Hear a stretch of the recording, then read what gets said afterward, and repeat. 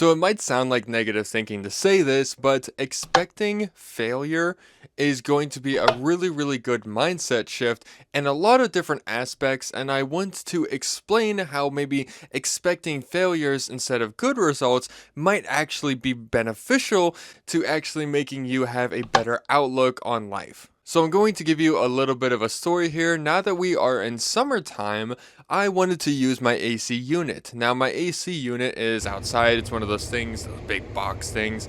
And I decided that we were going to turn it on. Of course, I turn it on and it doesn't work.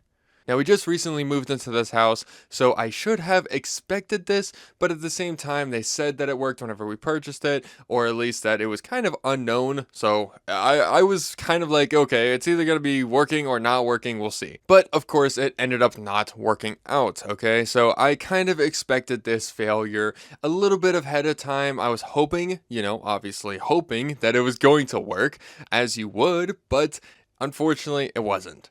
Now I ended up doing some research on it, and I found that you can fix what's called a capacitor. A capacitor is one of the most simple things that somebody can fix on their AC unit. Now I put in this capacitor with the expectations and hopes that it was going to work, but really I should have expected it not to work. I should have maybe had a little bit of hope, maybe, let's just at least try this and see if I can make this work. If not, it's not a big deal. I'm not expecting it to work. It could be a bigger problem that's going to be more expensive. But instead, I was like really thinking that this was going to fix it, but it didn't.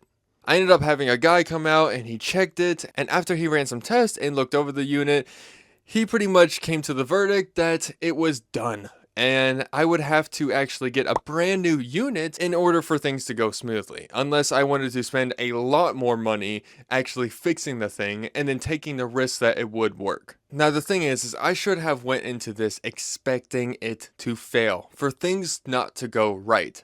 And expecting failure is a great way for you to come to terms with the fact that things won't always work out your way. Now the thing is there's a compare and contrast with this. So of course, if you're going to take a test, in school or something, there's a good chance that you're going to want to go into it with actually a positive, I'm going to do this, I'm going to succeed mindset. So there is a big difference between the two, and being able to know when to use the expectations of failure and also being able to use the expectations of pretty much success. And I think a lot of this has to do with what you are doing. So the amount of effort and time that you're putting into anything and everything. So for example, I put in the effort of putting in a capacitor for my AC unit. That is only one part out of so many different parts that are inside of that unit, okay?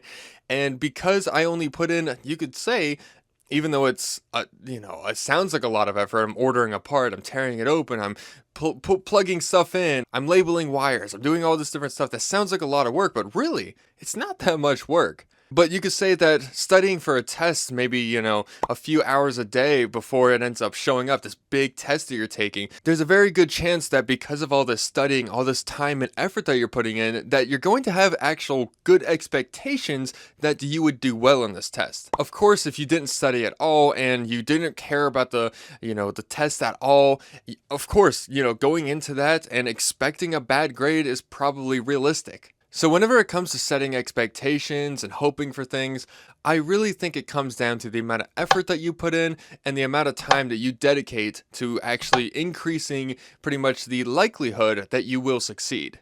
If I was to replace about 3 or 4 parts on the AC unit, you could say that my likelihood and expectations should be higher because I'm putting in more work for it to work. The same way that goes with the test and stuff. I'm going to expect to have a good grade if I study a lot. And the thing is like, if I don't study whatsoever, there's a good chance that I should expect a bad grade. You should never expect a good grade if you don't study. And that is where it, comes into just really being real with yourself, and coming to terms with the fact that failure is sometimes like right behind that door, because sometimes, you could do a whole bunch of different things and it just ends up failing anyways. But there's a good chance that with the effort, the time that you put in, there's a good chance that you have a better outcome in the end if you put in that time, that work and dedication, and really just look at it in a, you could say, a more positive way, but you could only have this positive mindset whenever you have put in the effort and dedication of time in order for things to go positive.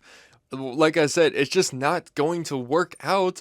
And honestly, having that negative mindset in the sense of, hey, this is going to fail if I do this, it's going to probably be a realistic standard when it comes to things that maybe you just don't know very well, like I said, with an AC unit. So having things, these expectations that like, oh, this won't work. I mean, let's just say you're baking for the first time. Just say you're baking a cake for the very, very first time. It's okay if you fail, and you should have expectations that you might fail because you have never baked any kind of cake before. If you told yourself you're gonna bake 10 times, you would have the better expectations that one of those would turn out pretty good, and maybe you would have some failures along the route, of doing those 10 cakes. And with that thought process, it actually makes it sound like the failures aren't that bad, but whenever you only have one chance and one try, it just sounds like everything's gonna fall apart if you end up failing. It's really just important about taking a look at what you do,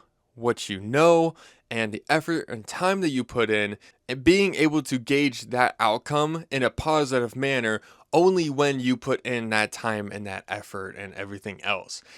Obviously, things might not work out so well if you don't gauge your things right. And I think that it could lead to a lot of frustration, a lot of stress and stuff. Once again, I only did one part in that AC unit.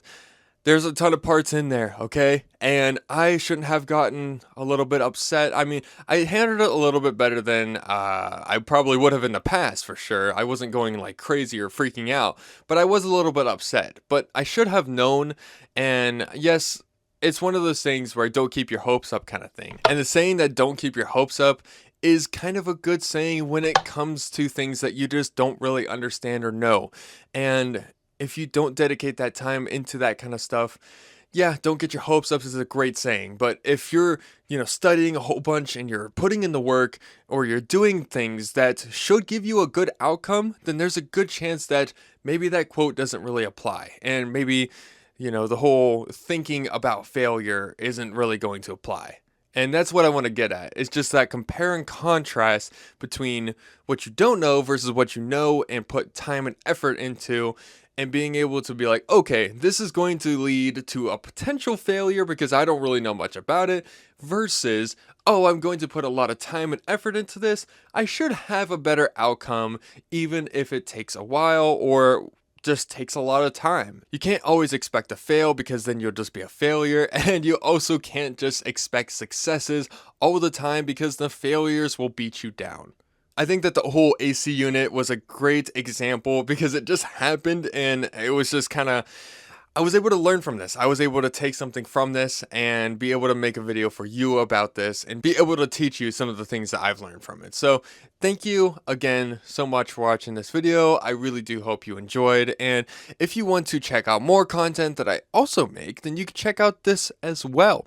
And don't forget to like and subscribe. This video is actually one of my recent videos that's kind of popped off a little bit. I was kind of surprised about this. So it must be a good video if people are watching it. I mean, it's really, I thought it was a good video. But anyways, thank you so much again for watching. Stay cool out there. It's 77 right now. And as always, find the fire within you and stay Diablo.